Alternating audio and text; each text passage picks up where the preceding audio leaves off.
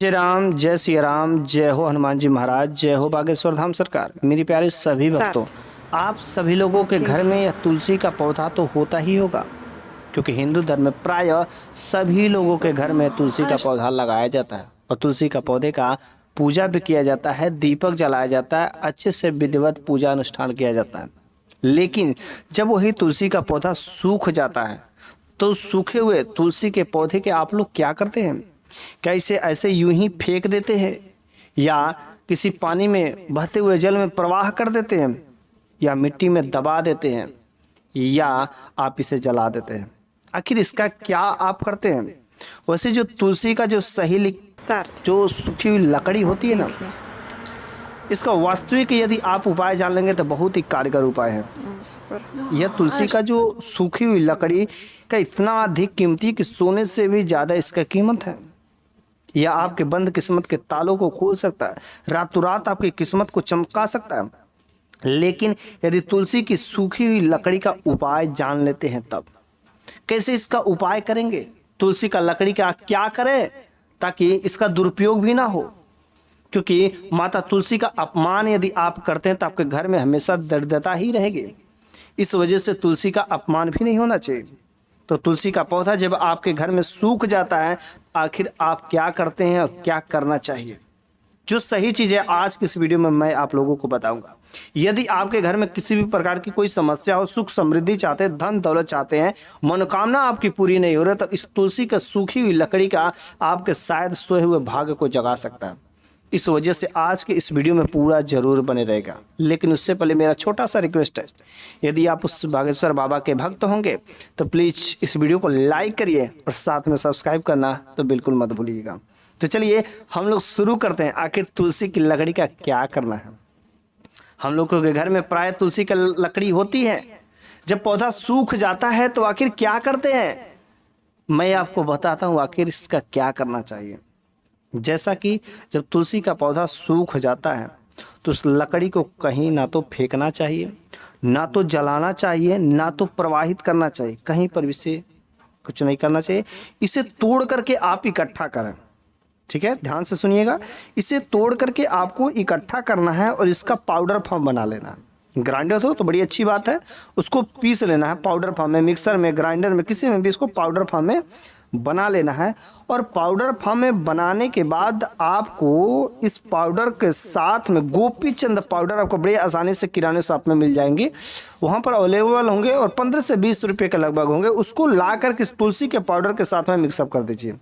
ठीक है, और इस तुलसी के पाउडर को जो आपने गोपी चंद पाउडर के साथ मिक्सअप किया, इसको अपने घर पर पूजा स्थान पर भगवान विष्णु के चरणों के सामने रख दीजिए। और अगले सुबह जब आप पूजा करने जाते हैं, चाहे आपका परिवार का कोई भी सदस्य पूजा करने जाता है, तो भगवान विष्णु के चरणों में, माथा पर, जहाँ पर भी टीकना रहता है, आप उसी गोपीचंद पाउडर के साथ जो तुलसी पाउडर मिला हुआ है आप उसका इस्तेमाल करें।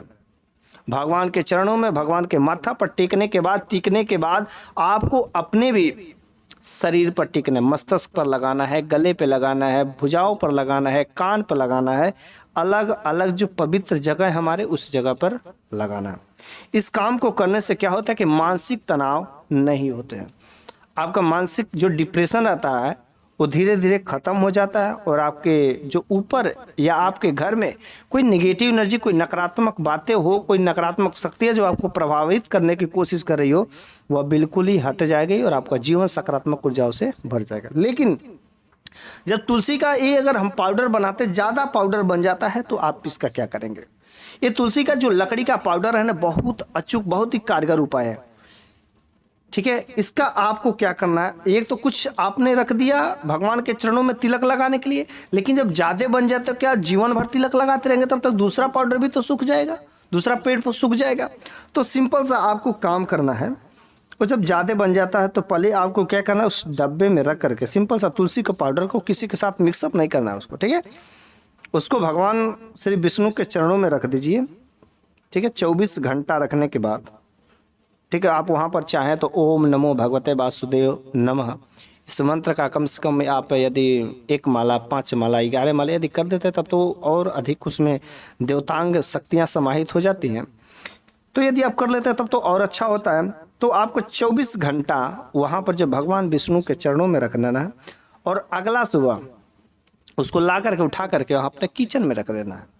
और आपके घर में कोई भी ऐसा मनुष्य है जिसका स्वास्थ्य ठीक नहीं रहता है, वह हमेशा रोगों से ग्रसित रहता है, हो सके उसके ऊपर जो कुछ नकारात्मक शक्तियाँ हों, तो आप अपने घर परिवार के सदस्य को या आप खुद यदि इस तुलसी पाउडर को 1 चम्मच शहद के साथ, ठीक है, यदि आप सेवन करते या रोगी व्यक्ति को खिलाते हैं तो 100% कुछ ही दिनों में उसके स्वास्थ्य पर बहुत ही अच्छा प्रभाव पड़ता है और उसका स्वास्थ्य जो धीरे धीरे ठीक होने लगता है। लेकिन इसके साथ साथ आपको दवा भी लेते रहना है, हो सके दवा और दुआ दोनों काम करें।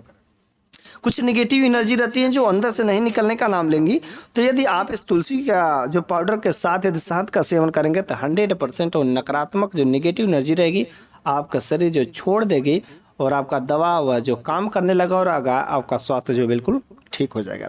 इस तुलसी का लकड़ी का धन दौलत के लिए भी बहुत ही कारगर उपाय किया जाता है, बहुत ही अच्छा शानदार उपाय है। ये रातों रात किस्मत चमका सकता है। जिसके ऊपर यह तुलसी का जो लकड़ी का यह कारीगर उपाय यदि कर लेते हैं तो धन दौलत तो भरने लगता है, पैसों की बारिश होने लगती है। तो चलिए इसको कैसे करना है ध्यान से सुनिएगा।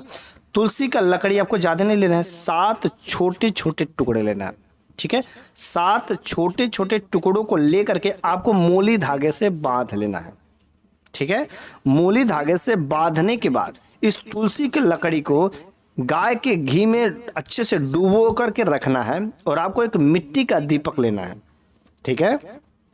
मिट्टी का दीपक ले करके आपको भगवान श्री विष्णु के चरणों पर, ठीक है, भगवान श्री विष्णु के चरणों में पूजा स्थान पर आप जाइए और वहां पर उस गाय के घी में डूबा हुआ उस लकड़ी को ले करके प्रज्वलित कर देना है। यदि आप वहां पर प्रज्वलित कर देते हैं तो आपके जीवन में धन धान की कभी कमी नहीं होगी। इस काम को आपको गुरुवार के दिन करना है।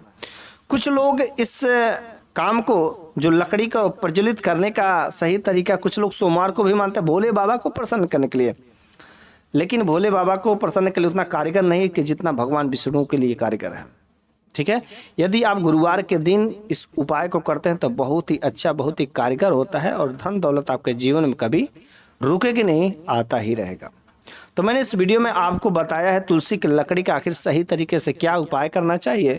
यदि आपको मेरे द्वारा दी गई जानकारी अच्छी लगी हो तो कम से कम वीडियो को लाइक करें, साथ में सब्सक्राइब करना तो बिल्कुल ही मत भूलिएगा। आगे मैं एक शानदार फिर से नई जानकारी के साथ आपके लिए लेकर के आऊँगा।